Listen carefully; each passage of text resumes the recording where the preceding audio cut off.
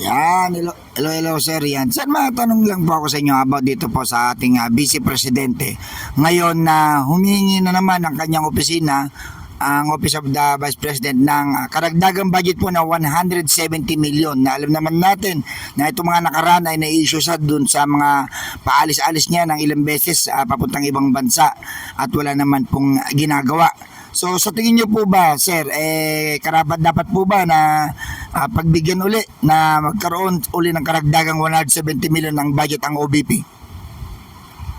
Para sa akin, hindi na dapat kasi alam mo, ang ginawa po nila dyan, yung confidential funds inalis nila. Ngayon magdadagdag sila ng 170 million para dun kukurautin ni Sara sa regular funds. Kasi pag sa regular funds, mabilis magawan ng paraan nila paano ma-dispose yan at makurakot yan.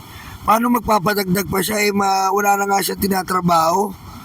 Kasi kita mo naman, alos isang buwan naman ngayon sa Netherlands, pupunta pa ng Korea. Samantalang dito ang daming problema. Si BBM di na yata nagkakandaw-gaga para matulungan ng ating mga kababayan. Sana lang talagang ma-impeach na yan si Sara dahil sobrang ginagawa niya. Pangwawalang niya dito sa administrasyon kung ano-anong sinasabi.